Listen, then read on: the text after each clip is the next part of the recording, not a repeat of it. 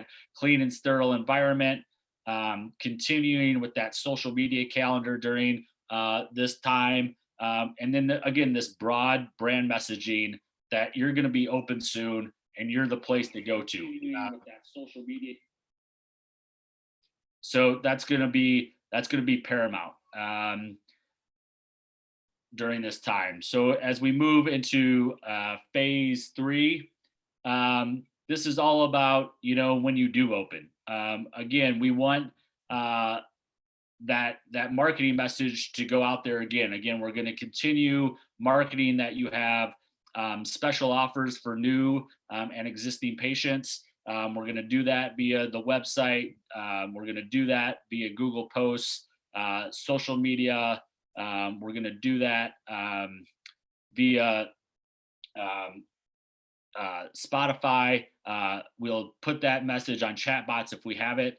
Another thing that I think is going to be important that you do during this time is expanded hours and expanded days. I think if you want to capture where people are at, you're going to have to do it on their time. And so promoting that you're open, early in the morning or late at night is going to be key. Promoting that you're open on Saturdays, I think is going to be key as we rebound from this. I don't think if you think you're going to be able to be open 3 days a week on your normal schedule, I don't think that's going to work. I don't think that's going to get you to the revenue goals that you have for this year. And so promoting that, and again, doing mailings to both current and prospective clients. And we have all those different lists that we could mail out to. And then again, other mediums that we should think about getting this message out there, that whether that be radio, Spotify, TV. This doesn't have to be a long-term play. It could be shorter term than what we normally do, but it's going to be key to get those messages out to as many folks as we can during this time that you're about to open and that you're reopening. And then as we move out of this 1 to 2 months, it's probably going to be maybe 2 to 3 months as we experience, Colin talked about this yo-yo effect of, hey, we're going to open and then we might have to shut down a little bit. But really, when this thing, and we know what the new is, it's about getting all the pieces that we've done back and running, whether that be, your website, your chatbot, your online scheduling. We want to get back on. We want to start doing paid search full force again. We already have the videos, but we want to get reviews back out there. Right now, Google's not posting any reviews just because they don't want bad messages and negative and false messages getting out there. But when patients are coming back to you, we want to get all that stuff turned back on. Local SEO is going to be important. Retargeting. People are going to have questions. They're going to come once. They're going to do some more research, probably more research after this happens than they have ever done before. So we want to capture that audience that has come to your site and then's coming back and making them call the office, scheduling online, scheduling through the chatbot, and continuing all the work we've done from an organic standpoint. So really after this done, it's about getting back to what normal is, right? And we'll figure that out as we go. But having all these components running in some form or fashion is going to be key to getting you back where you were and above that as we make our way through the second part of this year. So those are kind of the 4 phases as we see them.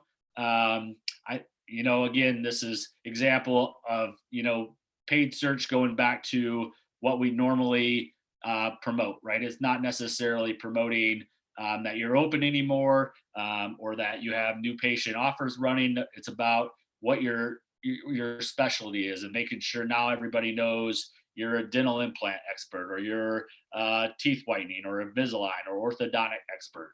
And so our paid search copy will go back to what it was before this, but there's going to be some time where the messaging is going to have to change, right? And we're gonna promote you being open, and we're going to promote the specials that you have, and we're going to promote the environment that people can expect when they come to you.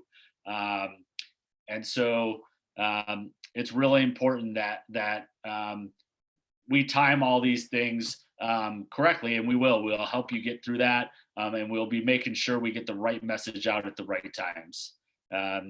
Same thing with social, right? We want to keep that branding awareness out there, and we always want that running. We always want a brand portion going. It's very cheap to do that on social, but also social media is good for promotions, right? Whether that be a new patient offer, promoting same day care, if you have an event going.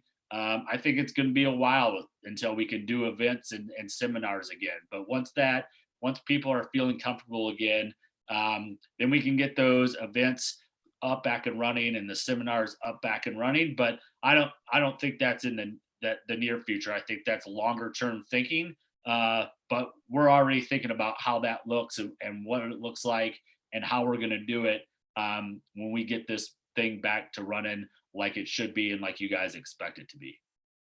Yeah. Awesome. Let's pause here and actually let's take some questions. Rita asked if there was a phase 3 slide.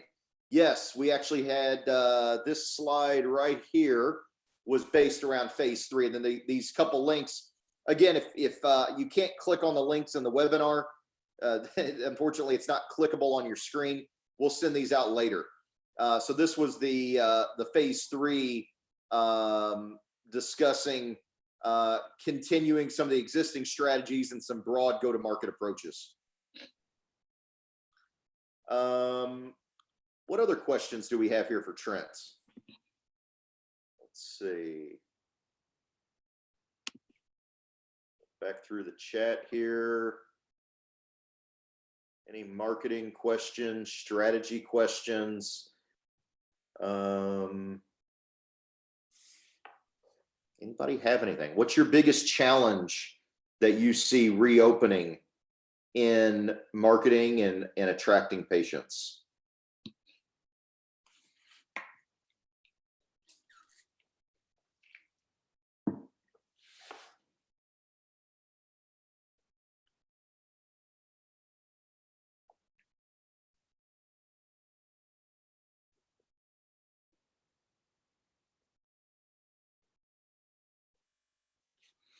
Anonymous, should I be running paid advertising right now? Trent? If you're open, yeah, you should be. Even if you're only doing emergencies, you should be running a paid media budget. It probably is not as big as what it was and before this happened, but you should be getting that message out there that you are open, that you are taking patients. And so, yeah, I would run paid media during this time if you could take any type of patient right now. Teresa says, I think some people will be scared to come in. How would you answer that, Trent? Yeah, I think that's an objection we're going to have to overcome. I think, with the clean environment, the sterile environment, the message about you're taking extra steps to ensure your office is clean, you're taking extra steps to ensure that the patient's going to be protected, that all your employees are doing the right things. Again, that message about what you're doing before, during, and after that appointment is going to be a key message to get out there during this time. And so, there is going to be probably a little bit of hesitation, but it's not only, I think that's a lot of different verticals are going to experience that. So we're going to have to get that message out there through all of our available channels. Mm-hmm. Dana asked a question about ever-changing CDC requirements and keeping up and making sure the staff feels safe as well as the patients. Yeah, absolutely. And I think I'll take that one. I think there's been a little bit of knee-jerk reaction by everybody involved in this whole thing. And as we get into this, we're going to start to see less of the ever-changing part and more stability. I know it's been a little bit crazy, We're going to talk more about some of the marketable attributes next week of helping the staff and the patients feel safe. So that'll be a couple things that we'll dive into that a little bit more next week. Amanda asked about the virtual smile assessment. Can we pair that with ads and running those when the practice opens up? Great way to deal with patience and fear. Trent, you want to take that? Yeah, if you have any kind of virtual assessment consultation that your office is doing, I know we launched it, something like that right when this started. So if you have that on your website, you want to promote that, again, we can do that via a number of different channels, whether that be paid, social. We can write blogs about it. We can do Google posts about it. We can put links in your GMB listing about it. So there's a number of ways we can promote that. And it's a way, again, for you to connect with your patients or prospective patients. If they have questions and they have that fear before they want to come into your office, right? It's a way for you to talk to them, to answer their questions, and make them feel comfortable about what is going on in your office. So pairing those two things up it can be easily done, and we can start running ads immediately, both in paid search and paid social. Roya asked about seeing emergency patients once they run out of N95 masks. I'll take that one. I've seen some really cool sterilization systems that are sterilizing masks now. The once disposables can be reused.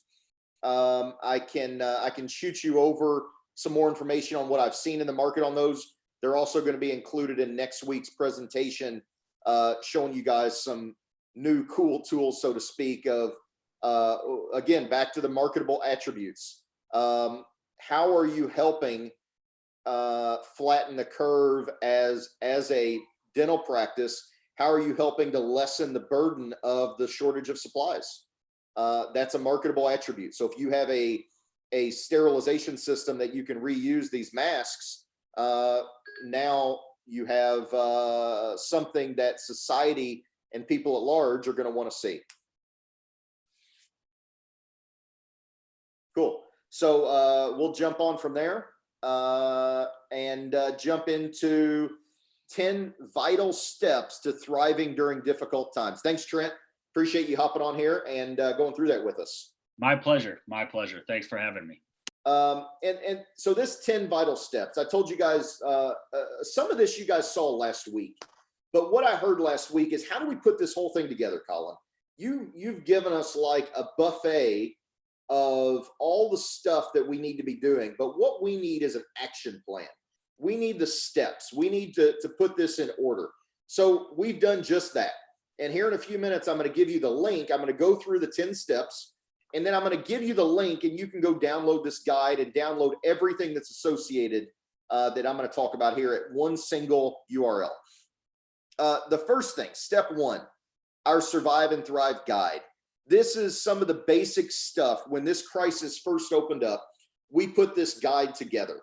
And this guide goes through options for maximizing cash flow, student loans, rent, utilities, SBA programs. This is kind of the basics guide of everything that was going on when need video back on Colin. Let me see here. Dr. Eccles, is video back on me now? It should be. Should be back on me. Let me know if it's not. So this Survive and Thrive guide is all the basic stuff that we went through when we first started. We've rolled all this up into our new 10 vital steps to thriving in difficult times guide. Next thing, you've got to understand your cash burn. This calculator that we made available to you last week, we're giving this away again this week. I'm going to send you the link here in a few minutes, and you'll be able to go in. Cash, seeing a blank video for Trent. Let me see here.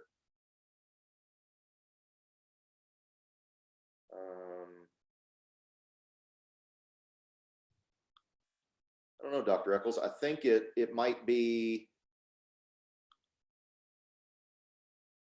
How about now? Did that fix it? I spotlighted my video. I don't know if that's the right feature to click on here. There we go. Perfect. Cash to your practice is oxygen. You can go 2 minutes without oxygen, or 3 or 4 minutes, maybe, if you're really good. If you run out of cash, you run out of business. So you've got to understand your cash burn, and understanding your assumptions. What are all the things that you have assumed you know? And make sure you quantify that. You've assumed that you're going to do, there's going to be this much rent and this much labor and this utilities, and you're going to do some emergencies, and I think this can add up to this amount. Advertising, contractors, benefits, interest expenses. Here's some of my other expenses, meals and entertainment, and oops, I pulled out the company credit card and swiped it, and that might have been a personal expense type stuff. You got to understand all that, right? This cash burn calculator will put it into financial quantifiable terms in a very visual way for you. Realize with this, perfection is the enemy of progress. The faster you get in here and start putting in your numbers, your beginning numbers, and laying out your budget, the faster you're going to be able to iterate through this and constantly be adjusting where things are at. But you've got to understand where your cash situation is at. And depending on how much dry powder, if you want to call it that, cash on the sidelines you have, this may be more important or less important to you. If you don't have a lot of dry powder on the sidelines that you can invest if you need it, this is maintaining your cash is critical, because once you spend it, it's gone forever. So you've got to be managing your cash very tightly right now, just as if you're in the basement of a building and the water's coming up, you're managing your oxygen very, very tightly to make sure that you're going to have enough to survive this crisis. Let me ask you a question about your cash situation. If this crisis went on for 6 months instead of 3, what would you do differently? I don't ask you that question because I think it's going to go on for 6 months. I ask you that question to challenge your assumptions. You've, like I have, probably made assumptions that this thing's going to last for so long and it's going to be so bad. And then coming out of this, there's going to be a ramp up period, a slingshot, and you've made all these assumptions around how you think it's going to be. And I think if this crisis has proven anything to us, it's proven one thing, and that is everything we think we know is very likely to be wrong. That has shown us to be the case overwhelmingly. So if I'm going to challenge your assumptions and say, what if this goes on for 6 months instead of 3? How would that change the decisions you're making today? If I said to you, what if this was on for 3 and then it turned off for another 3 months at the end of the year? How would that change the decisions you're making right now? And I think going through, we don't need to plan for Armageddon here. Armageddon is unlikely. Zombie apocalypse is equally unlikely. But there are a number of scenarios that I think we need to think about as we're going through this, and cash is king. Step 2, SBA loan strategy update. I've promised you guys an update on the SBA loan stuff. We've got doctors that are getting funded this week. The Paycheck Protection Program loans have been approved. And we've got doctors that are getting funded. Now, this depends. If you're at Wells Fargo, which shut applications down for a little while, I'm being told BB&T, Truist Bank, if you're on the East Coast, there's loans coming through for them. I've got verifications from several smaller regional banks that loans are being funded. Overwhelmingly right now, it seems like the big banks are slower to get loans funded than some of the smaller banks are. And I think that comes down to the automation that some of the big banks have had to build because of their scale. And the small banks have just processed them by hand, and they've gotten them done faster. I also want to touch on the timing strategy. You get forgiveness 8 weeks from the day you originate the loan or get funded. There's no forgiveness penalty if you rehire your people by June 30th. So if you can plan to get this loan funded May 1st, then yeah, Dr. Griffin just got funded. Fantastic. Glad to hear it. If you can get this in a perfect world, the latest date you want to get this thing funded is May 1st. And then you have time to rehire all your people within the forgivability window. You can go later if you want, but you're not going to get the forgivability benefit of that. I think right now it's reasonable to say that most areas are going to open back up in May. This is today's projection. It might change.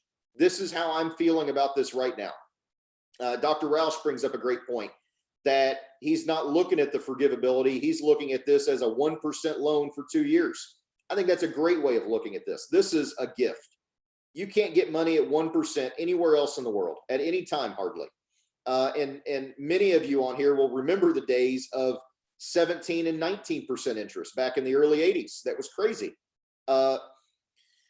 This loan is a gift at 1%. And if you can use this as some cash flow to get through these times, I think that's a great use of money and gives you that extra safety. Now realize, Dr. Roush, they did change the restrictions around the PPP, that not only can you not get forgiveness if you spend it on something other than rent, utilities, interest, and labor, but flat out the money cannot be spent on anything other than rent, utilities, interest, and labor, or payroll, if you want to call it that, and benefits. So make sure that you are spending it. And what we're seeing a lot of doctors do and recommend is that they're keeping it in a separate bank account.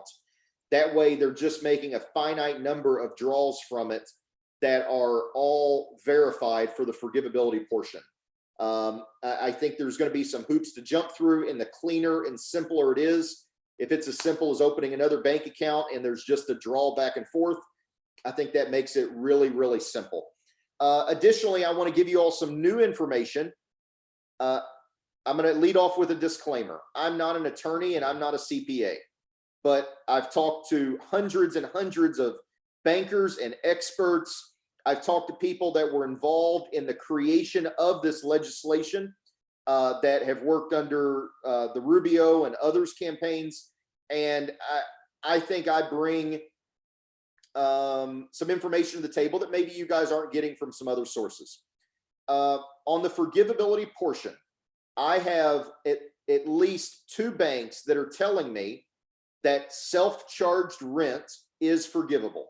So if you own your property, if you own your real estate and your dental practice pays rent to another entity that you own, I am being told by 2 separate banks right now that that rent payment is okay under the PPP and it is forgivable. Now, your mileage may vary. Your bank may or may not allow that. The SBA may issue different guidelines down the road that changes that. I'm telling you what I'm being told right now. I would definitely take a strategy of including a lot of expenses out of that SBA loan and making sure you have overspent. If your goal is to maximize forgiveness, I would make sure to overspend. We've already seen the regulations change significantly from draft to final legislation to passing to guidelines revision 2. Additionally, we have several other banks telling us that this is on an all cash basis. Regardless of, I know we have a couple larger practices on here that may be on an accrual basis. I'm being told by the banks that this forgiveness portion is all cash basis. And if you happen to prepay for some additional rent, utilities, or insurance, as long as you stay under the 25% threshold for non-labor, that's forgiven as well. So if you've got an insurance premium, you can pay off some disability or property or liability or professional.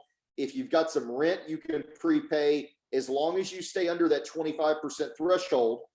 I'm hearing from the banks that that's going to be forgiven. Again, subject to change. This is today's information. For the time, rehiring 0 to 2 weeks prior to reopening seems like the right strategy.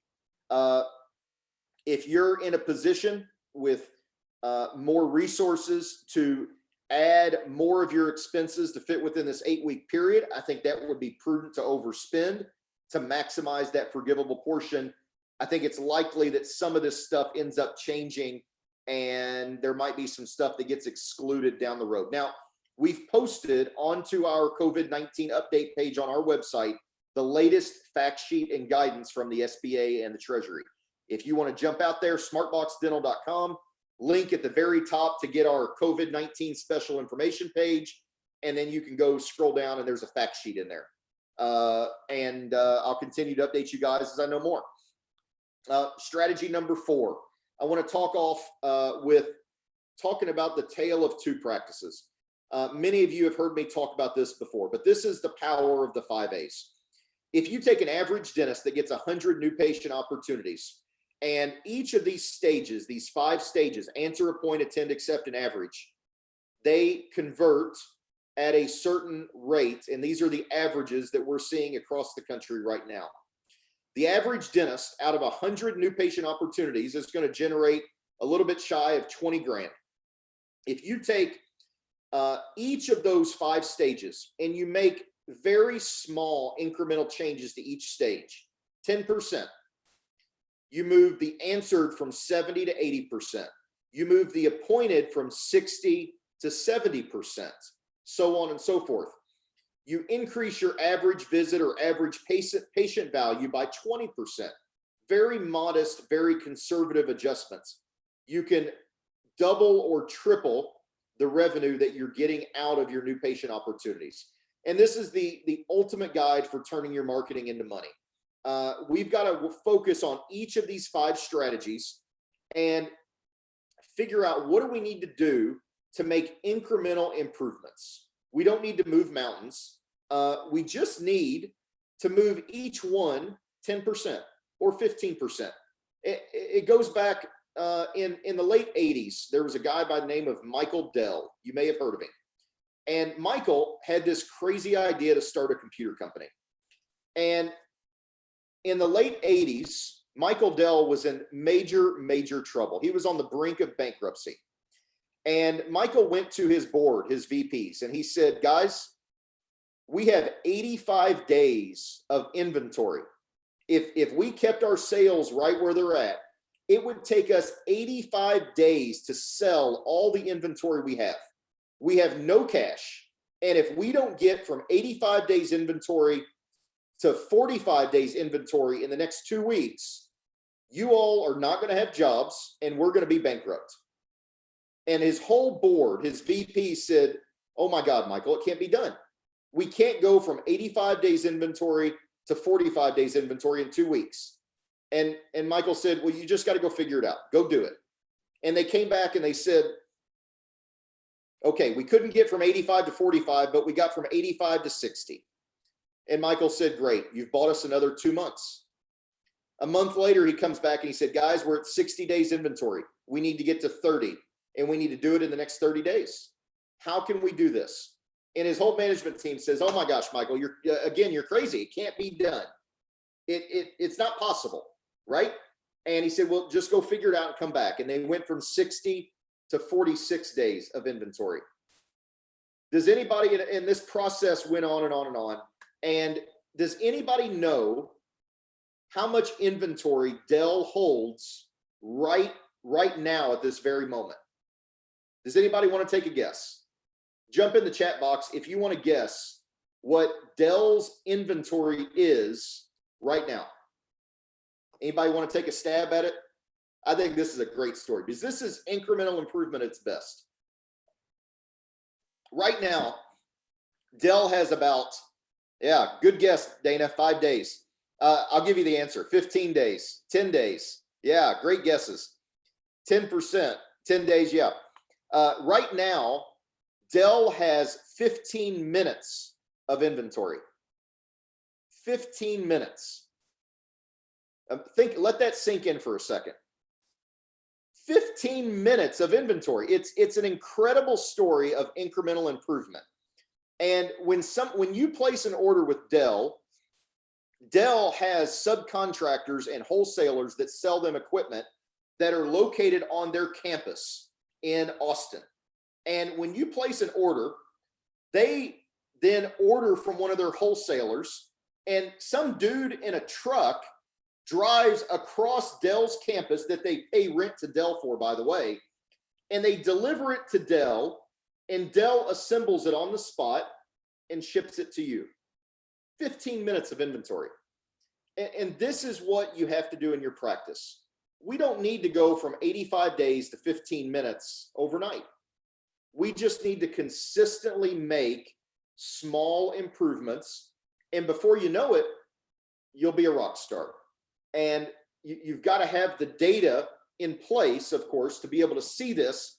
And a lot of practices we talk to don't have the data. And I'm going to show you how to get the data. We optimize on what's called the dentist performance framework. And there's 5 parts to our framework. We're going to give you the guides. We're going to give you the evaluations to all this tonight. The guide, the evaluation, and the money funnel calculator I'm going to give to you. I'm just going to talk about it a little bit right now. And then I'm going to give you all the stuff at the end, and you guys can take it and implement it and execute on it. And it's going to make a tremendous change in your practice. As a marketing agency, which is kind of the core of what we started out doing, we can make phones ring. But at the end of the day, if we're not really driving growth in a practice, we've got to look across the entire performance of the 5 core areas. It's not just about more leads and more patients. More and better patients, increasing patient value, retaining those patients, making sure the back door is not wide open. How do we grow profits, and how do we build a motivated and productive team? We've been doing this longer, and that's why we continue to innovate towards this. And these are the 5 keys to practice growth. The practices that are focused on these additional areas are going to get a better ROI and end up having more profit to reinvest in the business. Remember, I talked earlier about practices that have 35 or 40 or 50% labor as a percentage of their collections. If you don't have the money to pay your A players, you're going to lose your A players. The A players are going to go where they're most appreciated and best compensated. And you've got to have a profitable strategy for your people that retains your best players. Because every time you lose people or your team is unmotivated, anybody want to raise their hand and tell me you've ever lost great people, or you've ever had somebody on your team that was unmotivated? What did it cost you? It cost you dearly. It cost you gray hairs. It cost you stress. It cost you money. I've got an expression at SmartBox. Anytime there's drama, I've made a point to my leaders. Anytime there's some kind of drama or some kinds of stuff going on, I just pull out my checkbook and I say, what's this going to cost, guys? What's the cost of dealing with this? And I don't say that as if there's a blank check to write. I say that to shine the light on the real problem here. We've got some of our best minds sitting around a table working on a problem. And what is really the value of solving this problem? If we don't solve this problem, what's the check you're going to have to write? And if we do solve this problem, what's the check you're going to have to write? Let's get real clear on what this drama does to us, and people turnover and all that stuff. And let's just fix it. It's not that hard to fix. Which of these areas do you feel like you're doing best in? This will be the question you need to ask yourself. You don't need to pick all 5 areas. Pick 1 or 2. Just as, you need to focus on incremental small improvements here. Pick 1 or 2 areas here that you think are the best opportunity for you to increase, for you to grow in. When you can focus on 1 or 2 areas, focus is going to increase your power. When you can attract more and better patients, you're going to attract the right patients, establish expert status, build a team-driven practice that's motivated and accountable, leverage the 5 A's and the money funnel to make sure that you and your team have clarity on what the outcomes you're trying to produce are, because you're focused on the metrics that matter. And the office that focuses on this for 5 years versus 1 year is going to be exponentially better. And when you get to consistently work on these things and you're consistently going through these cycles, it's that incremental improvement. It's the Michael Dell story. You're going to look back after focusing on this for 2 or 3 years and you're going to go, holy cow, we have 15 minutes of inventory now. How did we do that? And you'll start to see it was those 10% improvements. It's compound interest. It's like looking back on your investment accounts. Maybe not right now is the best example of that, but it's like looking at that and seeing that incremental improvement over the last several years. It's not about, there's not some big shiny object that's going to fix and miraculously cure all your problems. It's these small incremental improvements along the way, and having a guide and a strategy that wraps together the marketing, the money, and the management. And when we can put that together, it can create some really awesome things. It creates the power for us to level up our teams. And this, again, this is all stuff I'm going to give you. I'm going to give you the guide. I'm going to give you the evaluations, and I'm going to give you the calculators tonight. You're going to get them, freebies, handouts. I'm just not giving them to you yet because I want you to focus on me right now. Once I'm done talking through it, I'm going to give you the link to all this good stuff. How do we level up our teams? You know, during this shutdown, we're having a lot of doctors that are attempting to keep their staff, or they've laid some off, or maybe there's a few on board. And, you know, these are big decisions. These are really important decisions. This has been seen by many to be a perfect time for training and development. What we're going through right now, think of it as an extended holiday break. I know that's not a great way to think about it, but if you're out for 2 weeks over Christmas and you're out for 2 months now, the strategies for leveraging that time to level up your team are similar. You just have 2 months instead of 2 weeks. I'm not trying to say that makes it easier. I'm just trying to relate to the timing of these events when you can leverage these in your practice during normal times to also level up your team and grow them. As we talked about before, in order for you to overcome your gap this year, the math says that you need to go 16 to 20 weeks of increased production to make up for these shutdowns. If you can grow your practice 15 to 20% for 16 to 20 weeks, you can largely close the profit gap by the end of the year. The most powerful lever you have to do this is the 5 A's in the money funnel. And benchmarking your practice both against national averages as well as against yourself. How can we look at what maybe one staff member is doing appointing versus another? In this example, I took this screenshot this morning out of our Practice HQ dashboard. In this practice, which of course I've anonymized, Julie is appointing at 80%, Tristan at 80%, Hannah at 0%. 0 is really hard, just as in school. If you ever forgot to turn a paper in, I know I did once or twice. If you ever forgot to turn a paper in and got a 0, zeros are really, really hard to recover from, right? This right here is really, really hard to recover from. I'm sorry, I read the wrong number off the sheet here. Julie's appointing at 66%, Tristan at 60, Hannah at 0. 80% here on the right is the benchmark. That's the standard that we're aiming for. How do we benchmark each person in your front office against the other teams, against themselves, against the national average? And then we start to look at, where do you want to apply your time?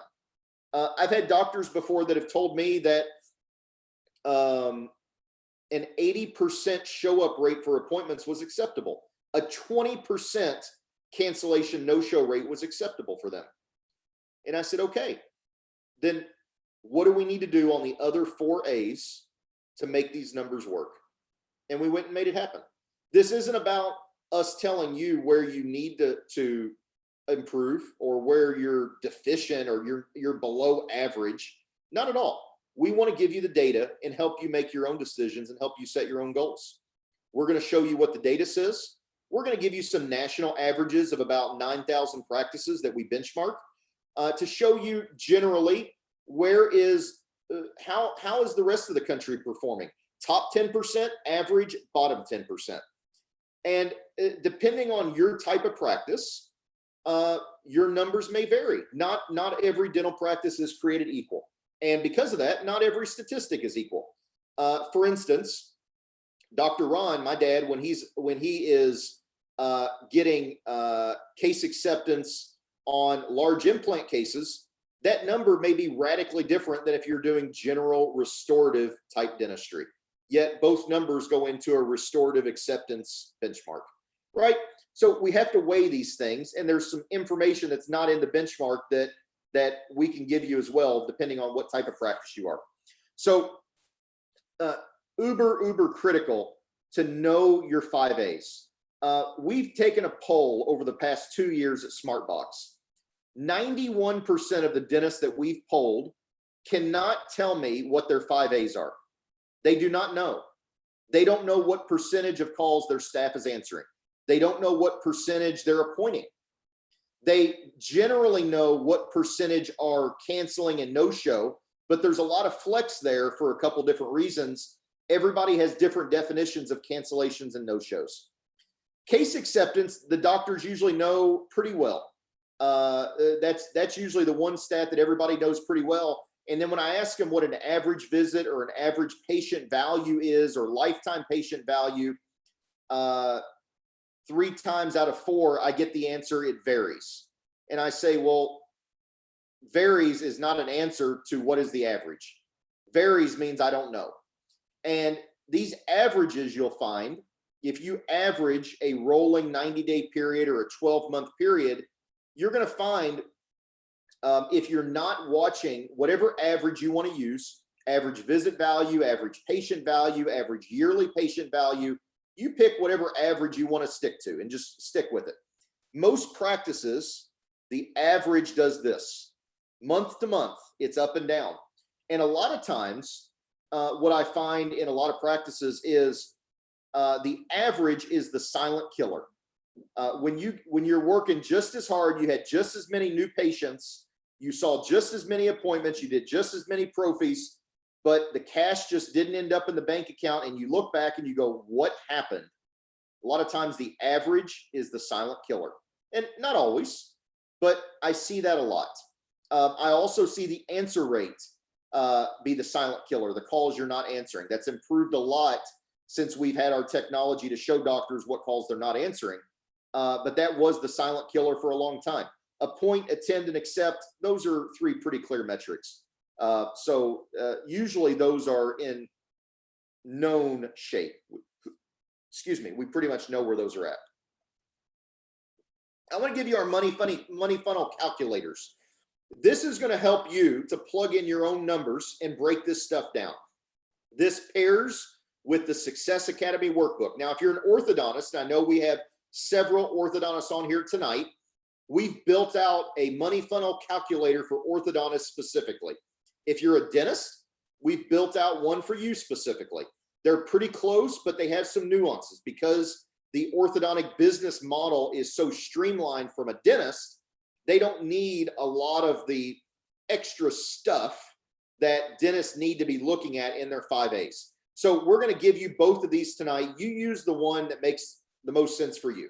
If you are an orthodontist, use the orthodontist one, the ortho patient life cycle. If you're a dentist, use the marketing maximizer.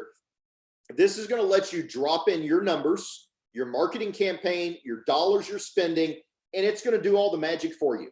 It's going to tell you where all your numbers are at. You just drop stuff into the yellow cells, and it's going to do all the magic for you. Step 5, how do you make the same money this year as you did last year? How do you understand your gap? We worked through several budget scenarios with several clients, and I'm going to give you the template we used to do that. The math says that you need a 15 to 20% increase over the next 16 to 20 weeks to close your profit gap. That's making a few assumptions. It's making the assumption around how you managed your expenses during the downtime. It makes some assumptions around the income you had for emergencies during the downtime. It also makes some assumptions around your overall profitability. And I just picked a practice out of random. We did this for a few of our practices. I just dropped one in here. The sample you'll see, anonymized, obviously. This was a $1.3 million practice that was able to do a substantial amount of work with emergencies and prop up their down months a little bit. So you can see the example, and I'll send you the link to that shortly. But all this is around the 5 A's in the money funnel. We're going to give you our virtual smile assessment. And I know there's a question in here about Old Surfer read patient rants on various Facebook about being charged for phone calls in reference to telemedicine. Docs need to be careful with this new ADA code and alienating patients. Yeah, I don't, Old Surfer, yeah, I've read some of that same stuff too. I don't think a bad implementation of a strategy means it's a bad strategy. What I think you saw on there was a couple doctors that had a poor implementation strategy for new technology, for this teledentistry model. And I completely agree. We need to be cognizant around this new ADA code. We need to be cognizant around alienating patients. But I think they executed on a strategy they hadn't thought through, and they paid the price in terms of patient reviews for that. Let's learn from that mistake and not do it the same way they did it. This remote diagnosis allows patients to meet you where they're comfortable. It also can accelerate your sales cycle. Instead of having to go through a click on your website and schedule an appointment and come in and meet you, and there's a free consultation or a $49 consultation or whatever you offer, they can go right from your website to scheduling and meeting you. And that has a lot of value. And realize the purpose of virtual consults is not to clinically diagnose them. That's not the purpose. You're not going to have x-rays. You're not going to have the type of information to be able to say with certainty what the solution is. But 99.9% of the patients that walk into your practice, you can help. And that's what these patients want to know. Are you a nice guy? Do I like you? Do I think I want you to be my dentist? And yeah, I think you can help me, right? That's what the purpose of this teledentistry stuff is, in my view. It's not to give clinical diagnosis. It's not, you can give general treatment options. My suggestion is to not get into price too much and give general options and say, look, we'd love to have you come into the practice. We can get you scheduled in here. We're only taking one patient in at a time right now. We're sterilizing everything in between patients. And it's a time that you can reiterate the patient security and safety strategy, which leads me to step 7. Trent talked about this a lot. We're going to be rolling out a whole new iteration of this next week. Lots of new technology, lots of new marketable attributes that you can talk about. Here's the letter in its current form. I'm going to give it to you tonight here in a little bit. Step 8, the hidden hygiene tax. We just released this report last week. If you were on here last week, you got a link to this. We're going to cover what is this pre-appointment thing and what is a pre-appointment really worth? How much of my pre-appointments are what we call phantom demand? How do pre-appointments and these scheduling strategies, what effect do they have on my money funnel, your money funnel in your practice? How can I evaluate my practice in 60 seconds and know if I have a problem? In this report, which you're going to get here in just a few minutes, no strings attached, there's 4 questions. And you can answer, if you take these 4 questions to your front office team member, they can answer them. 4 quick questions. And then 2 must-haves. If your 4 questions signal that you've got a problem, what are the 2 must-have things that you probably need to do to go fix this thing? And we're going to spell it all out. We've laid out the data. We've laid out the average cost of the practices that we analyzed was between $17,000 and $34,000 a month. These were practices that ranged from $850,000 up to about $2.5 million per location. So there was a range of these, and there was also a very significant range of the additional incremental collections that came in once they were able to better schedule and solve some of these money funnel issues. this is new for this week. Step 9. I'm getting a lot of questions around, should I increase or decrease my fees? And I put this calculator together to help you guys figure this thing out. By and large, should I decrease my fees? The short answer is no. And here's why. If you have a 40% profit margin, which means you have 60% overhead, if you have a 40% profit margin and you decide that you're going to lower your fees by 10% because, I don't know, you think they're too high, you think you need to be more competitive, you think times are tough coming out of this COVID-19 thing, whatever the case is, if you have a 40% profit margin and you lower your fees by 10%, that means you need to increase your collections by 25% to make the exact same profit, right? 40%, if your profit margin is 40% and you lower your fees 10%, you need to do 25% more work to make the same amount of money, which is why I said the short answer to should I lower my fees is usually no. No, you shouldn't. Now, on the other hand, let's say you have that same 40% margin, 40% profit margin after associates, after labor, before all this is before owner compensation. Anytime you hear me talk about profit, it's before owner compensation, right? I don't care if you're an S Corp or an LLC or a C Corp. I'm talking profit margin before all owner comp, whether you're on a W-2 or a 1099 or member draws or whatever your corporate situation is.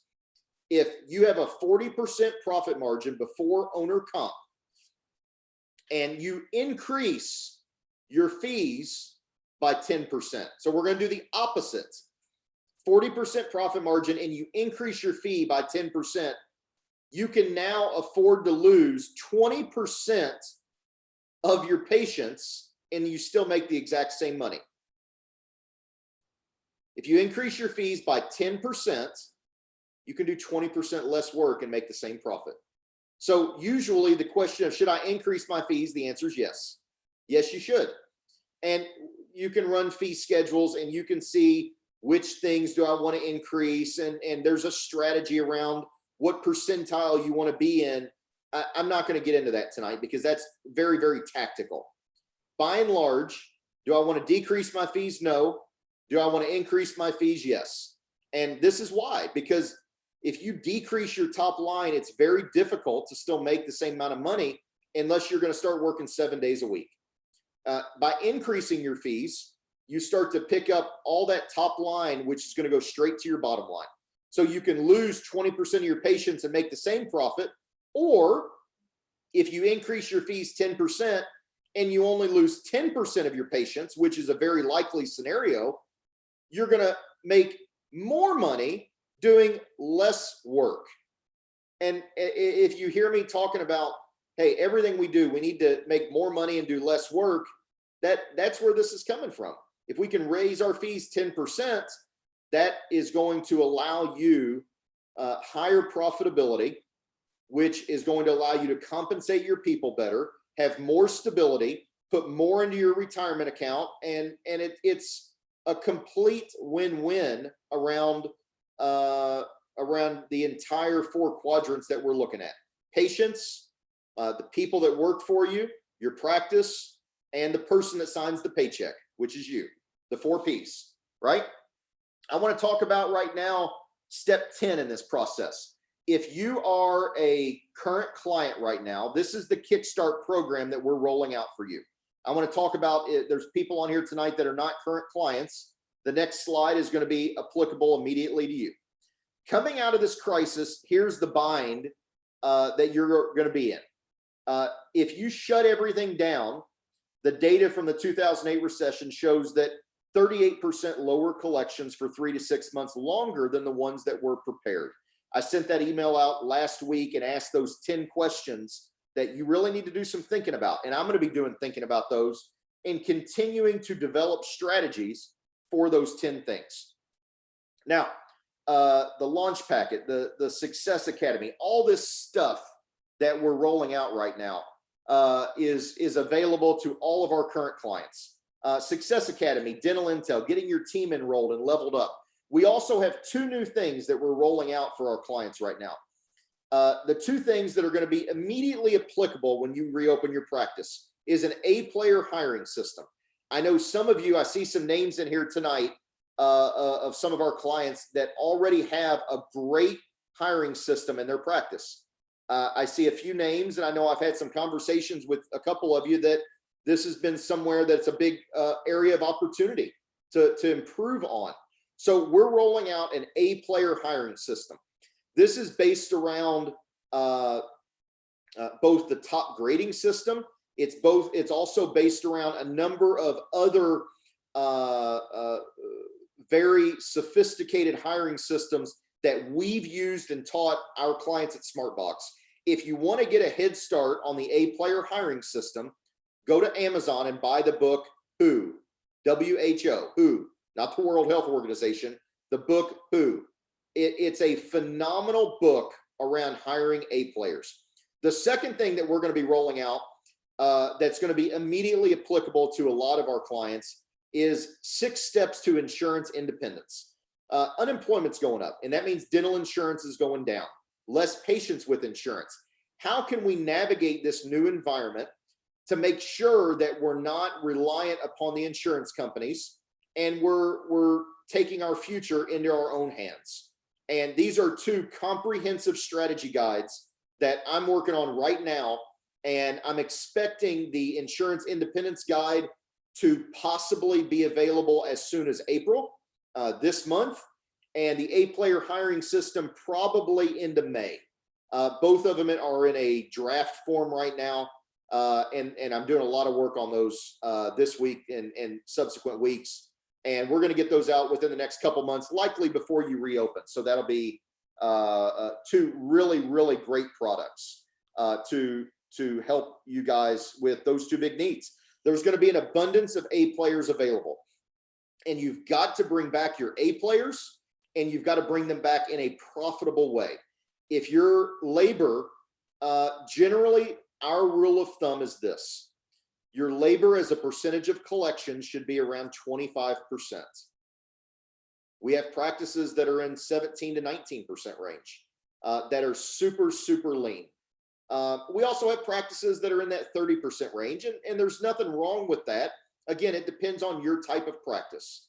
I also have seen practices that have labor as a percentage of collections up in the 40s, and it's crippling for a practice to have labor that high. It means you can't reinvest in yourself. It means you're not compensating yourself. You're not able to retain your A players because you can't comp them enough. So take this, if that's you, I'm happy to have a private conversation and talk through it a little bit more.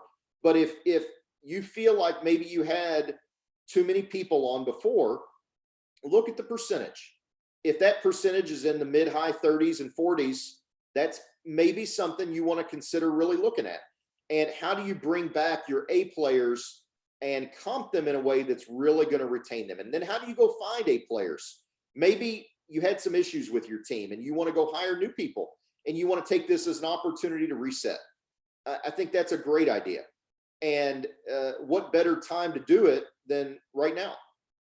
So these are 2 things we're going to be rolling out, and we're giving them away. I mean, this isn't a product to buy. We're going to be distributing these here at this Wednesday webinar as soon as they're available. And like I said, it's not going to be next week, but likely this month on the hiring system. Oh, sorry, likely this month on insurance independence, likely next month on the hiring system. Moving on, if you are not a client, if you're a future client, we're offering a very similar program to help you through this time. And if you want to learn all about what we're doing for future clients, I'm not going to talk about it tonight. We're having a special webinar tomorrow, 5 p.m. Eastern. Many of you are already registered for this. If you want to go see this, this is not going to be a sales pitch. It's Ashley Best, who's worked for me for over 5 years now, is going to be delivering a complete practice growth roadmap tomorrow. And if you want to see what a practice growth roadmap is for one of our clients that we may be onboarding, go to bit.ly/SB20Ash and register. You can also go to our website and you can register to get information for it. But if you use this link, it'll take you right there directly. We're going to go through a whole roadmap and show you guys everything we're doing if you're not a client yet. Again, I'm not going to get into all the details here tonight because there's way too much to talk about. But the ability to level up your team now, get the critical pieces in place to be prepared for this reopening in this slingshot is going to be critical to closing the gap and maximizing your profit this year. And time is of the essence. When this thing reopens, it's going to be game on. So if you are not a client yet, you want to go see this, jump out to this URL. I'll send it to you. Actually, here, what I'll do is I'll just copy this and I'll drop it here into the chat box. It's in the chat. Oh, I guess I got to put http://www. There we go. There's the link right there. You can click on that and you can go register for that. I just put it in the chat box. Now, what you're going to see for the practices that don't prepare, I love Warren Buffett's quote. When the tide goes out, you see who's been swimming naked. When this economy opens back up in a few weeks, the tide is going to go out, and everybody that is unprepared for the new economy, just like I talked about early on, this is going to be as big of a shift in the world as 9/11 was. We're never going to go back to a pre-9/11 society and safety, security, all that stuff. And we're also never going to go back to a pre-coronavirus environment. This is going to change how business operates, how doctors and fundamentally how everything works in the world. And when this reopens, we're going to see who's prepared and who's not prepared. While the scale and scope of this financial crisis might be greater than the previous financial tsunamis, this one thing remains true. The owners and the management teams who were thoughtful and prudent with running their practices prior to these events have a significant advantage to those who ignored the rules of financial gravity. That's what Keith Cunningham says about this. The exact same thing is true right now. Those owners and management teams who are thoughtful with reopening their practices prior to reopening are going to have a significant first mover advantage against those that are not. To use another Keith Cunningham quote, championship teams have world-class defenses. The offense is going to score the points, but defense wins the games, right? I'll give you guys a little sneak peek. Next week, what I'm going to talk about. Next week, this thing's not over yet. Don't be getting antsy yet. Next week, I'm going to talk about the greatest discovery in the history of humanity. This is going to be an enlightening moment that is going to be a lesson, a big, big lesson, I think, that we all need to take back into our businesses. Now, next steps for tonight. If you are, your current webinar did not show. Let me look here. Yeah, so if you click on that link, bit.ly/SB20Ash, you should get, here, let me share this a little differently here. New share.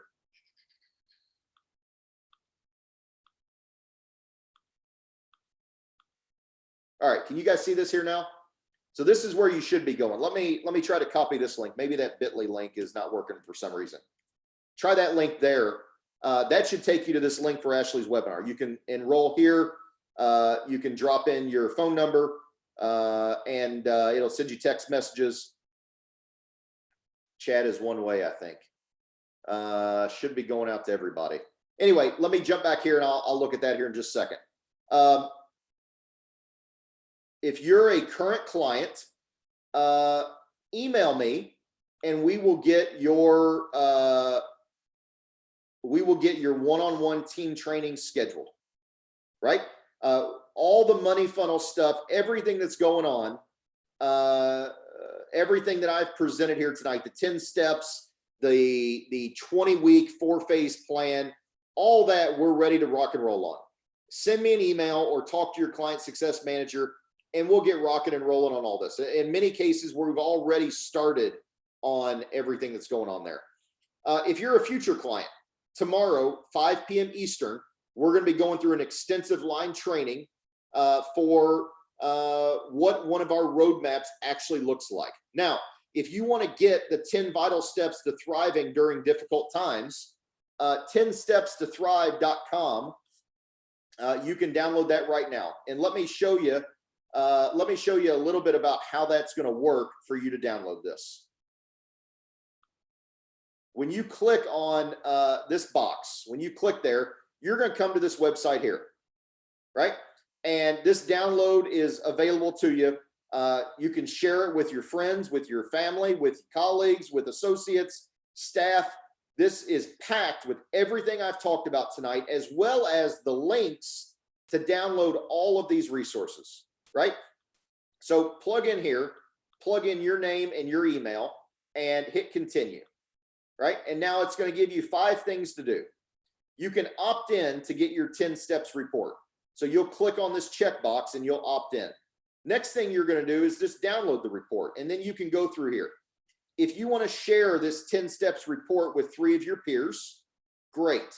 This report is going to help and elevate the entire field of dentistry, and this is going to make you look really smart if you share this report with one of your friends, because it's packed full of everything I covered tonight, and it's going to help them to run their practice. Now, if you also want to go like us and follow us on Facebook and YouTube, you're going to get the first notifications of everything that we're doing and everything as we release it. So plug in your name, plug in your email address. It'll ask you to prove you're not a robot, right? And then click here to download this thing. You click here, you download it, and this is going to give you the report. So as you pull this report up, here's what you're going to find.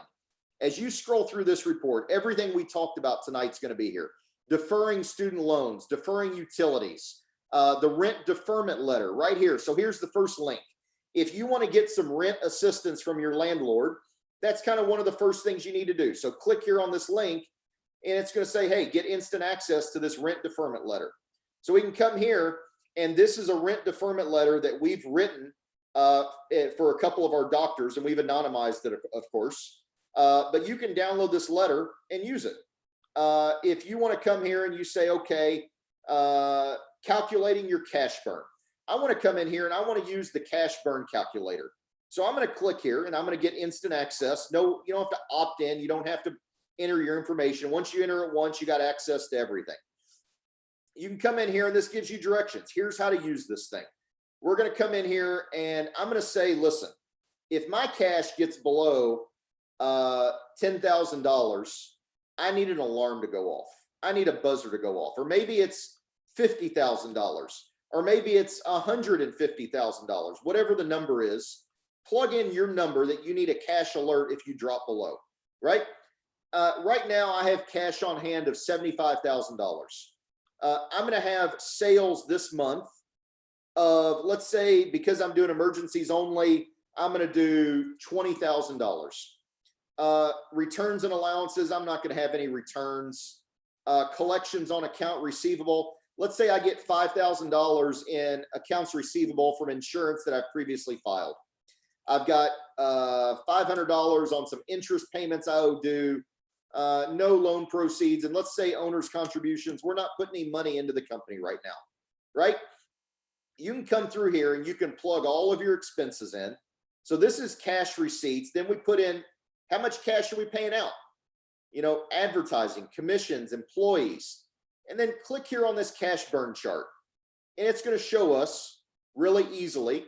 Now, every month is the same, right? Because I haven't put in all my different months.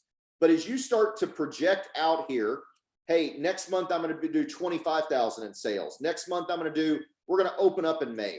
So I'm going to do 50,000. And then in June, man, we're going to be back to 100,000 a month cranking because things are getting good. And then in July, we're going to be at 150,000 a month. So obviously I haven't put any expenses in, but you can start to see how this thing is going to show where my cash is going to be. Now, by the same token, what if you think, man, I'm not going to get this thing open back up. I'm doing 0 right now, and 0 in April, and 0 in May, and maybe I do 25,000 in June and 50,000 in July, right? And the problem is geez, I have employee benefit of $5,000 a month to pay for my employee benefits, and I've got interest expenses, and I've got all this other stuff going on. Now we start to be able to visualize, where's our cash going to be? And remember, when we run out of cash, we run out of business. We've got to manage our cash very frugally and very intentionally during this time. And if you take the time to come plug in your numbers here, this will pay you dividends. I'm going to zero this out. I see there's already, look here, there's already 2 people in this document on the webinar right now downloading it. This is going to be a tool you need to survive this crisis, right? So you're going to go download this tool in here. Next tool, if you want SBA strategy stuff, hop in here, download your copy of our SBA organizer. If you haven't done the Paycheck Protection Loan yet, come right in here. Here's the directions on how to organize all this. Drop in your P&L for your practice. If you got a real estate holding company, drop your P&L in here, and then come in here and plug in all your numbers. This will show you the workforce reduction formula. It'll show you all of the information around the criteria and how these formulas work. And then ultimately how much you can get forgiven, as well as a quick little estimator here to show how much you're planning on spending. And this is going to give you the information you need to make a smart decision around the SBA Paycheck Protection Loan. Understanding your money funnel, going through the 5 A's, right? First, get a copy of our money funnel report. Here it is right here. You can click on it, instant access, right? You can come here and get a copy of our money funnel evaluation. So you can start to evaluate your team by answering these simple questions and rating them and figure out who your A players really are. Once you get through the money funnel stuff, you can get down into understanding the 5 A's, understanding the dentist performance framework, benchmarking your practice. We're going to give you the benchmarks, really getting in here, looking at what are your 5 A's. 91% of the docs I talk to have no idea what their 5 A's are. They maybe know case acceptance. What about the other 4? The calculators that I'm giving you right here are going to give you that. We've also got an Success Academy workbook. You can come in here and get the ortho money funnel or the dentist money funnel. You can come in here and get the workbook download. All these resources are available right out of here. How do you implement an 80-20 strategy into your practice? The Pareto principle. How do you implement that with your staff and your practice? Talking about the power of 2. The next strategy here. How can we link up Dental Intel and Practice HQ? Right now, we're leveraging Dental Intel because Dental Intel is giving us all the data we need on our practice.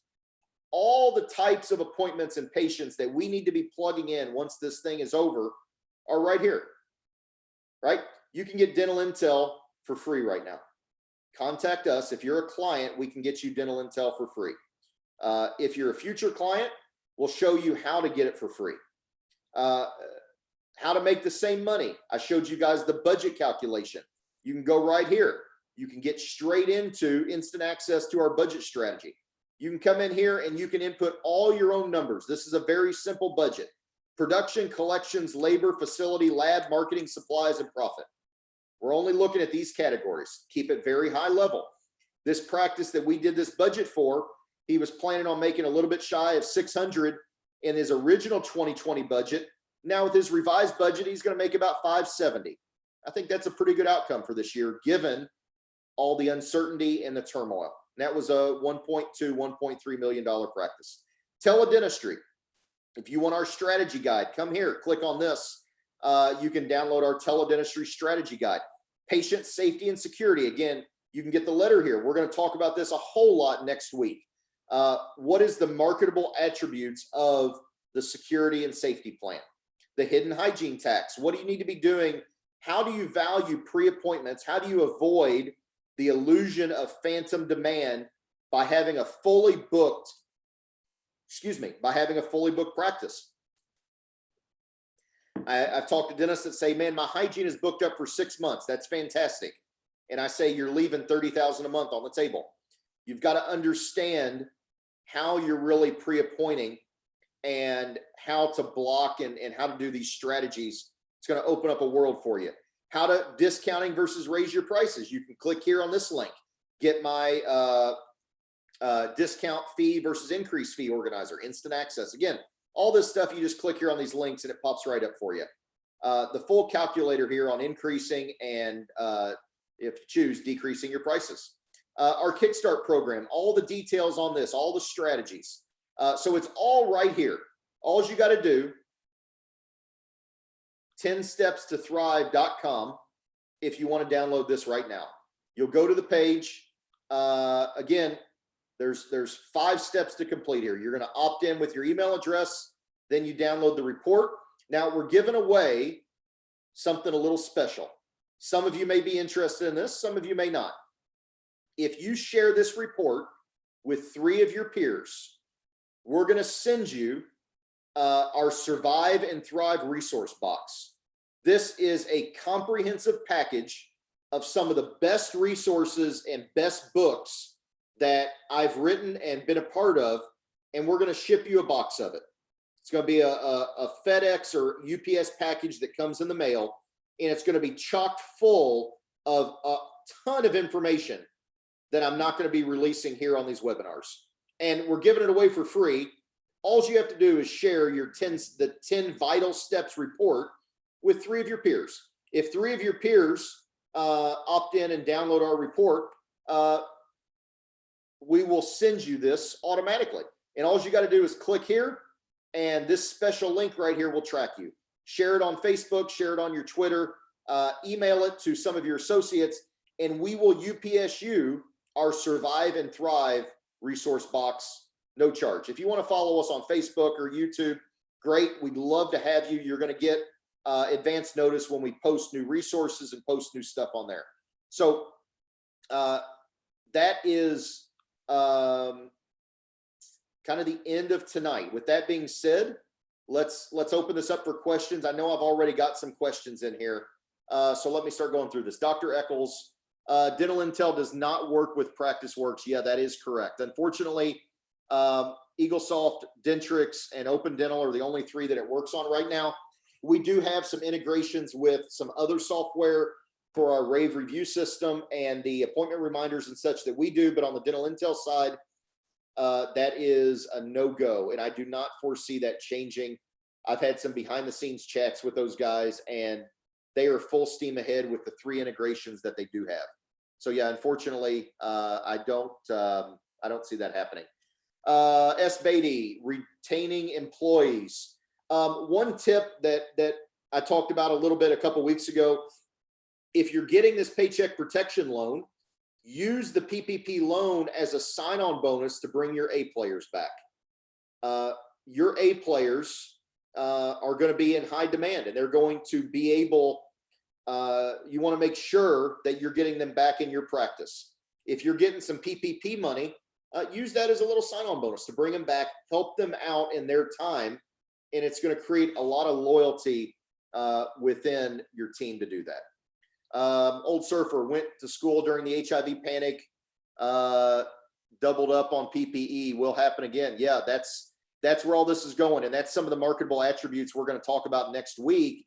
Is it's not just about the clinical side of how do we protect and ensure that we don't transmit the virus. It's also how are we communicating that to our patients, because you can have the best safety in the world.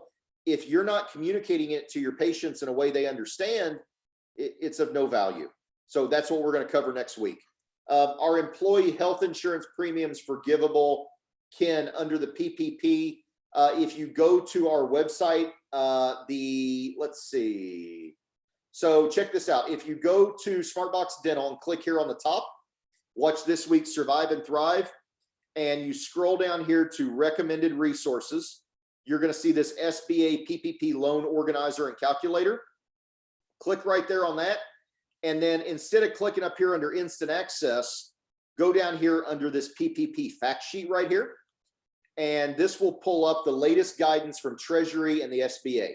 So right here, you can scroll down, and what can I use these loans for? Payroll costs, including benefits. So yes, health insurance premiums are included, and then they go into a little more detail here. Payments required for healthcare benefits, including insurance premiums and any retirement benefits. And remember, if you pay yourself a salary, depending on your corporate structure, oftentimes you can include that in the PPP as well, up to $100,000. So yeah, that's this has been a really good program, and I know that it didn't work out perfectly for dentists because a lot of the dentists are closed. The PPP was really built around businesses that are still somewhat operational and need help. I think it missed the boat a little bit on businesses that are completely closed. There's a second round in the works. I am optimistic from the contacts I've talked to that this thing may include some better benefit to businesses that had to close completely or functionally close completely. If you're concerned about when you can open, when should you send in your application for the SBA loan? I would send that in. You know, you have 8 weeks of forgivability, and it has to be done by June 30th. So I would think sending that in and working to get approval as close to May 1st as possible is the working strategy that a lot of our doctors are working under right now, Dr. Straight. You know, specific situations may change that, but largely that's what we're focusing on. And then realize if you get the loan and you don't hire your people back until, you know, mid-June, maybe, let's say worst case, you don't reopen until June. You got the loan May 1st. You don't reopen until June 15th. If you don't spend the money, just give it back.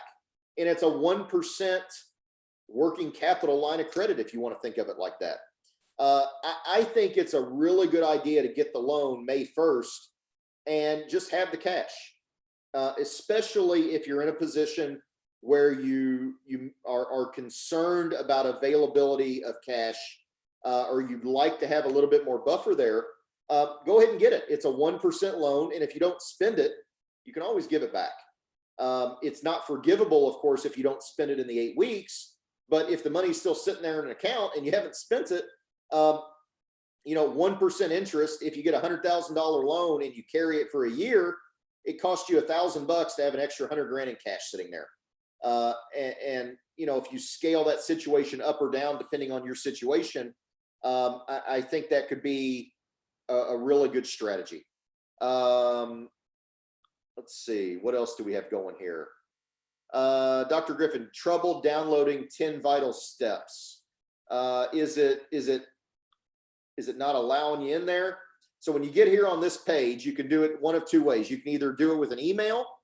We tried to be fancy with this time and offer people a Facebook opt-in too, but maybe we've created more trouble. Anyway, if you can opt in with email, or you can opt in with Facebook. If you click here on Facebook, it's going to sync up with your Facebook if you're logged in, and it'll let you do it that way too. If you want to just input your email manually, still not able to download the 10 steps. Are you not getting the email? Are you seeing, so you come here, you enter your name, you enter your email, and then what happens? Are you getting, so you opt in, and then you need to click here on download the 10 steps, and this will send you an email. You'll get an email in your inbox that says download the 10 vital steps to thriving during difficult times. So that will come through. If you have a blue check mark, you're not even getting to that page. So if you click on that link there, what happens, Andy? Do you get to this page if you click on that link?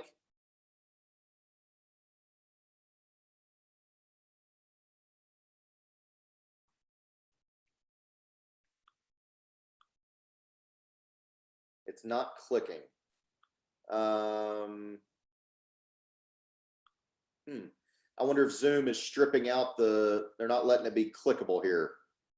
Doesn't go anywhere. Well, okay, so if you do this, go to your browser, go to an internet browser and type this in. You have to put it in the chat. I thought I was putting it in the chat. Yeah, just go to your web browser and type in 10stepstothrive.com. Yeah, and you'll get this in email. It's going to be posted to our website. All this is going to be really available. 10stepstothrive.com is the website. If the link clicking isn't working, my apologies on that. I thought you could send a link here in Zoom. You know, they had all that hacking stuff over the past few weeks. They may have tightened this all down so you can't send links anymore. 10stepstothrive.com. If you want to register for Ashley's webinar tomorrow, here's the link to do that. Dr. Griffin, I get to the download page, but it does not print. Well, lots of technical issues tonight. I'm sorry about that, folks. So you get to this page here, you get to the download page, and are you getting into here as well? Dana, it worked for Dana, no problem. Okay, and are you getting the blue check marks over here, Dr. Griffin? Do you have blue check marks next to the download the 10 steps report? The first two. Okay, perfect. If you got the first two done, then you will get this email in your inbox in a few minutes.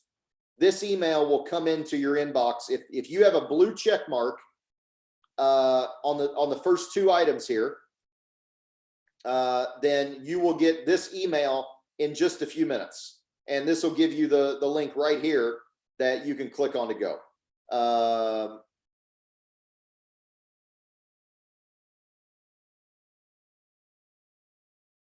Cool.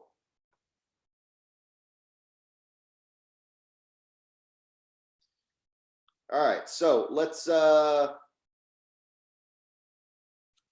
Dana, you just got your SBA number. Does that mean I'll definitely get my money?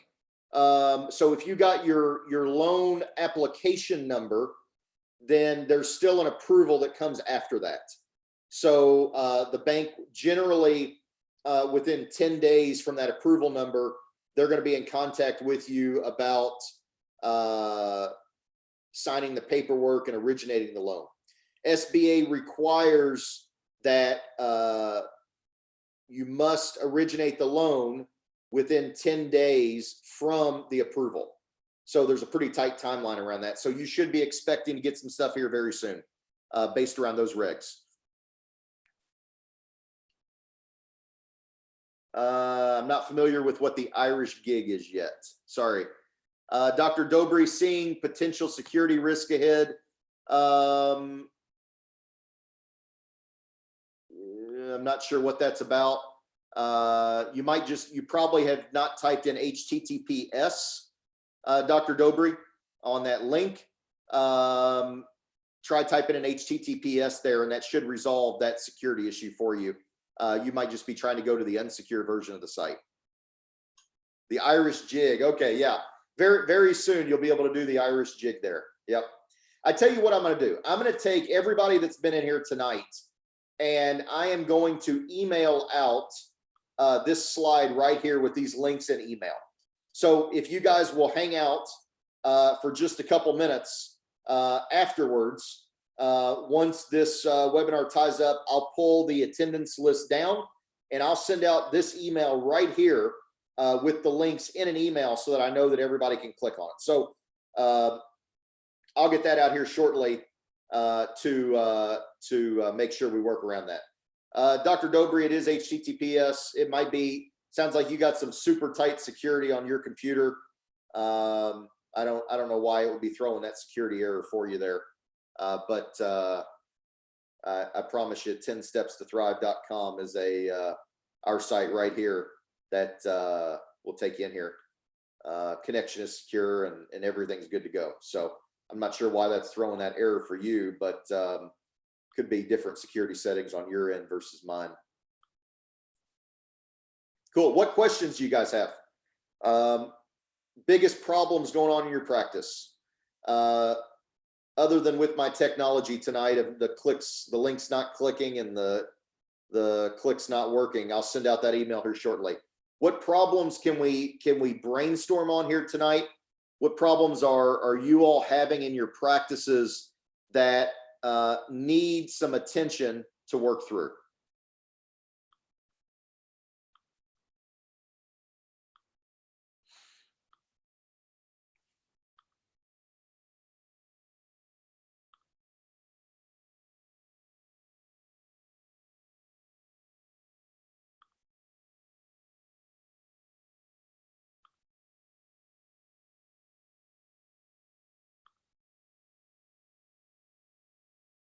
Yeah, tell me more about that, Dr. Short. What kind of step-by-step plan are you looking at with your team members?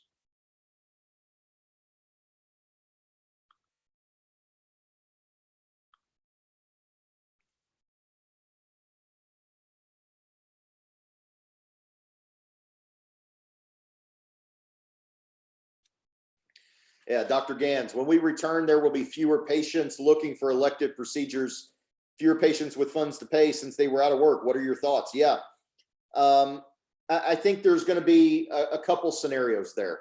We're not seeing any slowdown with our implant focused doctors. Of course, they can't do the surgeries right now, but the number of consults they're getting have been pretty consistent. There was a little spike right when the virus hit about 3 or 4 weeks ago, and it's back down to a low average level right now. I don't think the large reconstructive implant stuff is going to take a big hit. A lot of that gets paid for out of 401k dollars, savings accounts, and the like. General dentistry, elective procedures, cosmetic dentistry. Yeah, I think that there's going to be definitely a short-term gap in patients that are going for that work. I think there's a couple things that you need to focus on here. Let's start by getting into dental intel and looking at how many unscheduled treatment plans do we have. So if we come here and we look at, let me pull this slide up here so I can show you guys.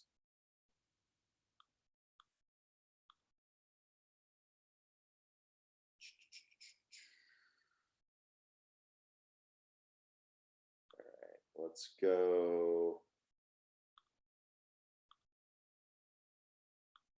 Here we go. All right.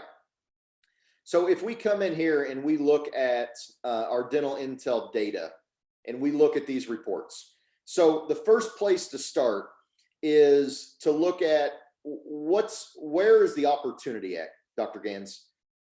If you've got a limited number of patients that are going to be able to pay, who's the most likely to be able to pay? How are we gonna build up and offset? Because I think hygiene is going to be really slow when you come back in too. I think it's unlikely that there's a lot of pent-up demand. Who are the preferred patients we need to be looking at? Who are patients that have historically been our spenders, if you want to call them that, more likely to do elective case work? Preferred patients. Also, who are our high-risk patients, 60 plus years old, that maybe we need a different message around, or maybe we want to exclude them?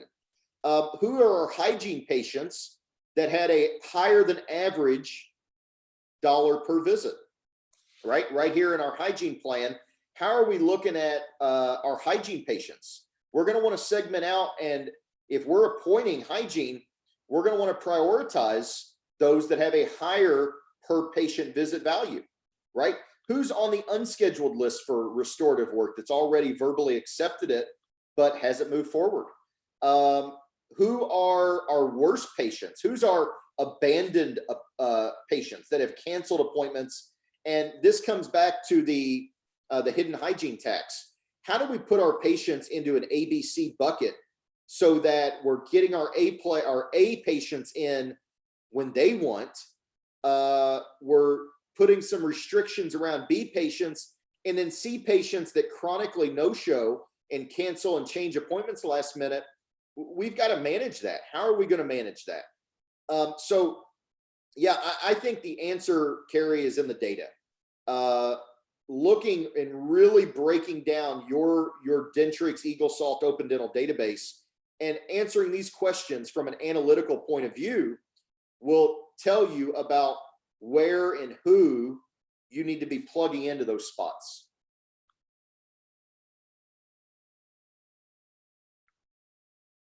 RE, heavy dental insurance, they control price structure. They won't be increasing the fee allowances. Costs will be increasing. Yeah, definitely. If my patients no longer have insurance, this may actually be a good thing. Yeah, for sure. How can I afford to be the bank and help them?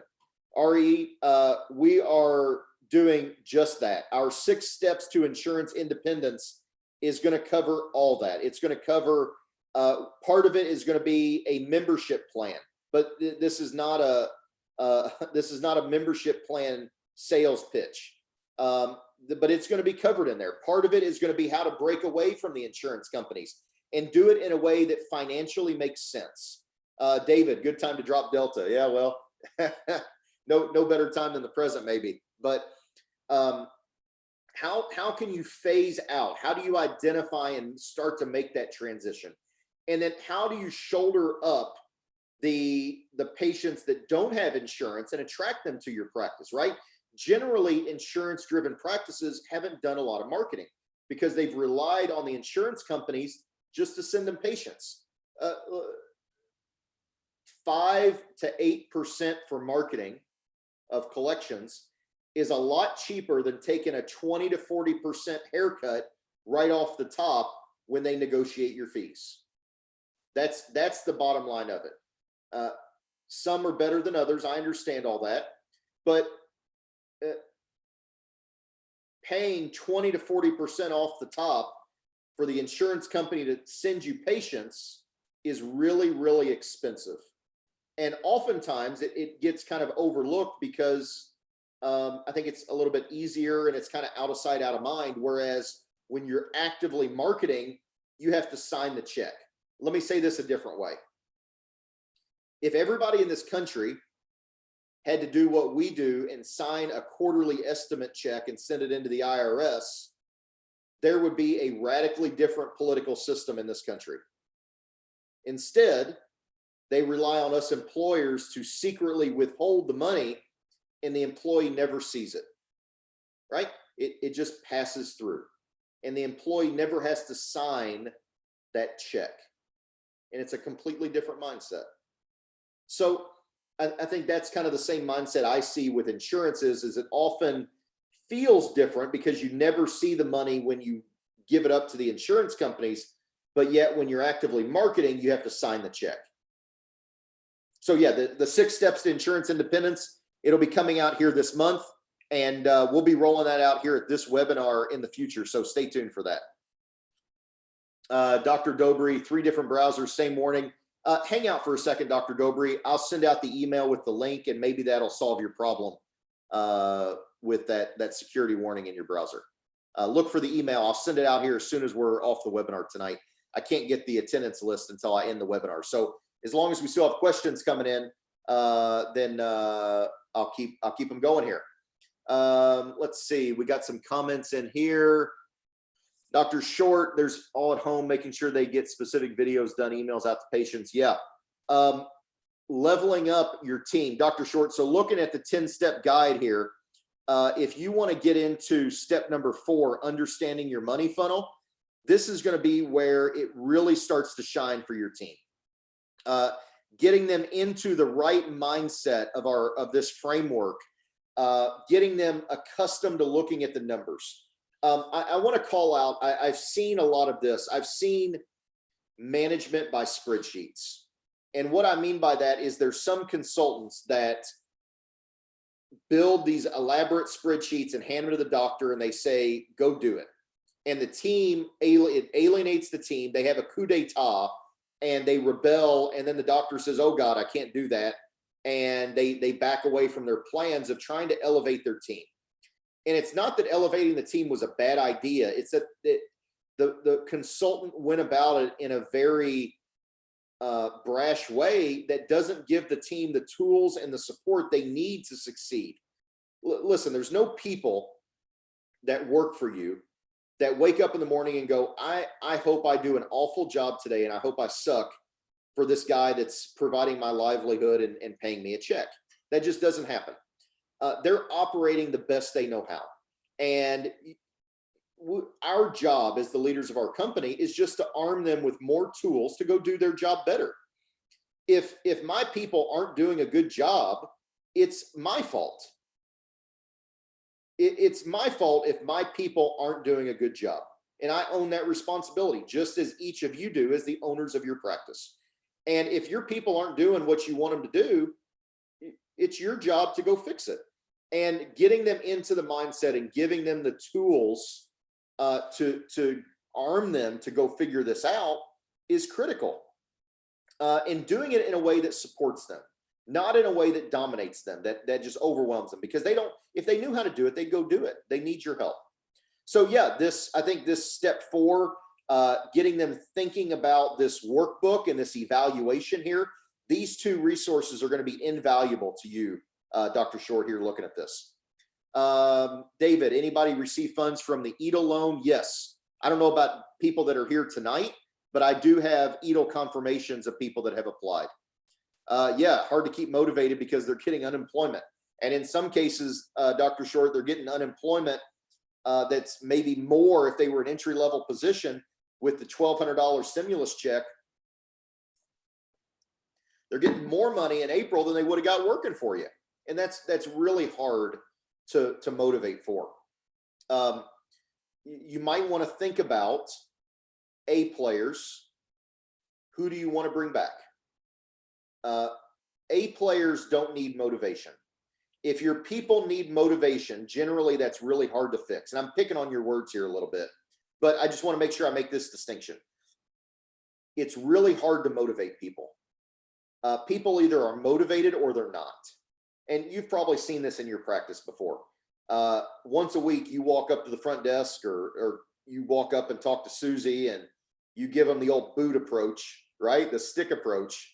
And that motivates them temporarily, but then they fall back to kind of their default operating mode because they need constant motivation. And usually those people are not A players. There's going to be a lot of A players on the market when you open back up. A lot of A players on the market.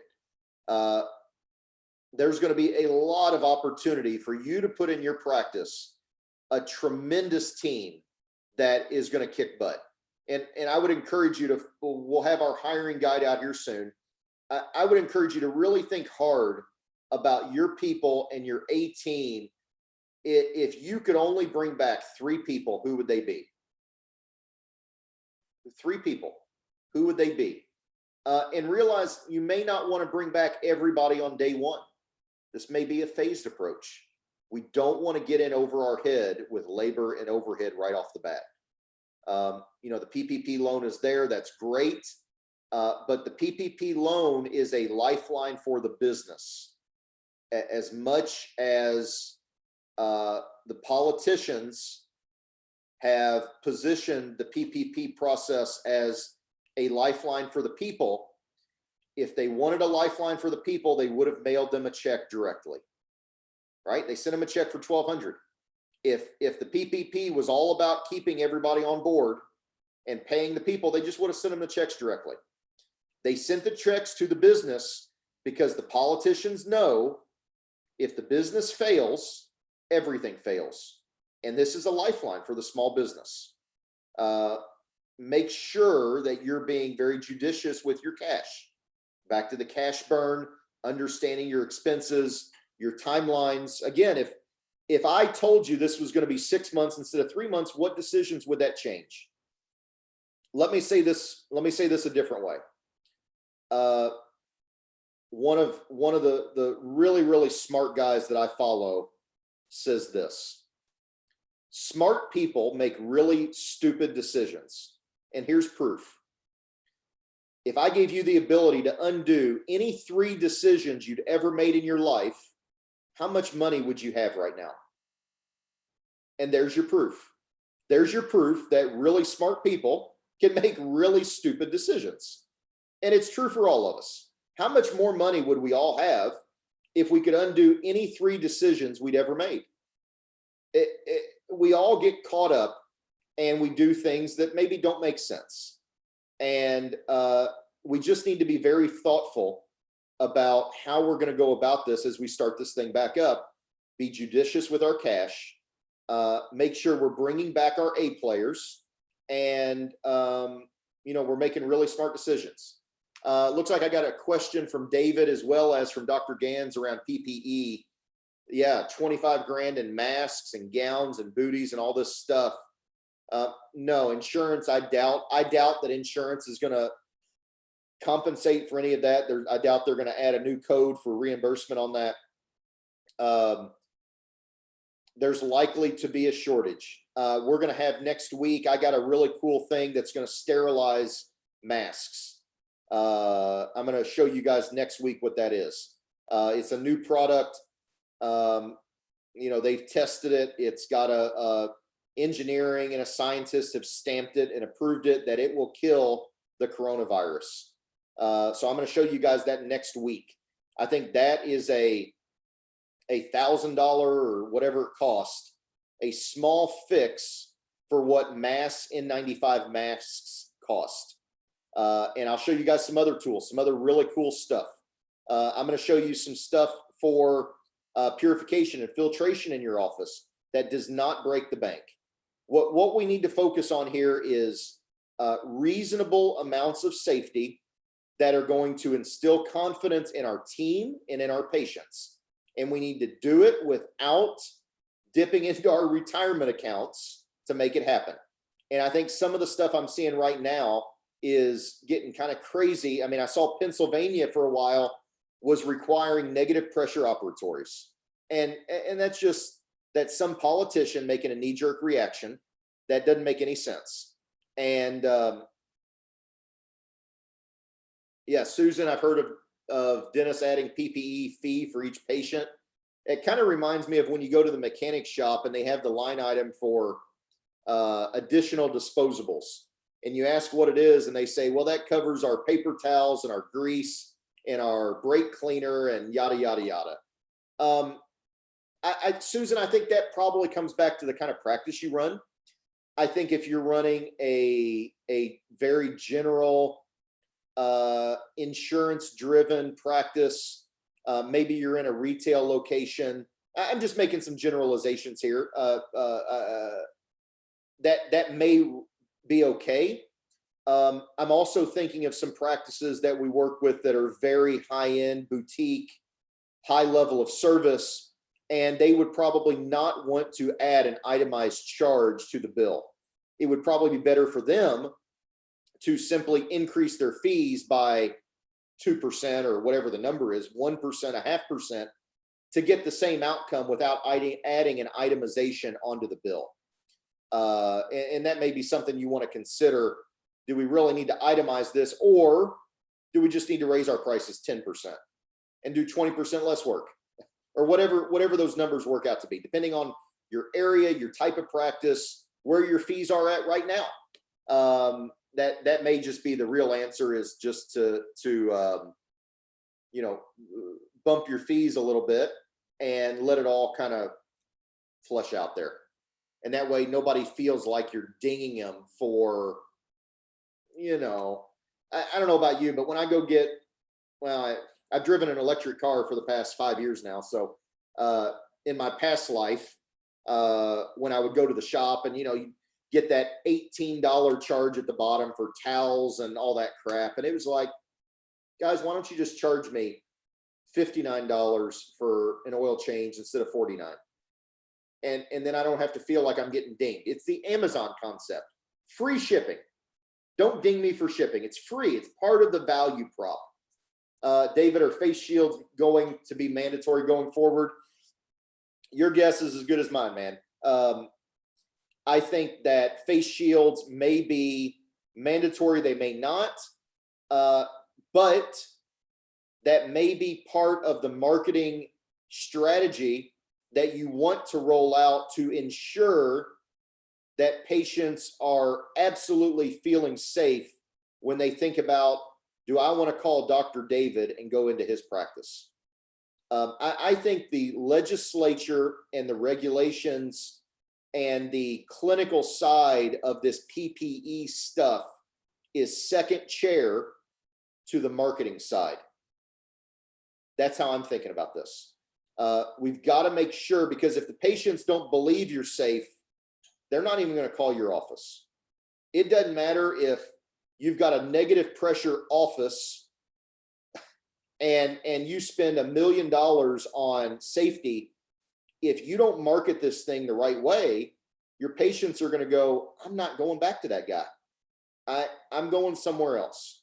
So we have to look at the regulations and the clinical side and the virology side and all that stuff. But ultimately, we've got to make sure our patients and staff understand how this is going to affect. They got to get the why. So whether they're mandatory or not, I think that's an inferior question, if you will, to do I need to have face shields if I want to get patients in the chair? And I think the answer in the short term is probably yes to that. Do I need to make a big stinking deal out of face shields and UV purification and HEPA filtration and all this stuff that I'm going to show you next week? Do I need to make a big hoopla out of it? Because that's what patients are going to need. They're going to need the warm fuzzy. You're going to take care of them.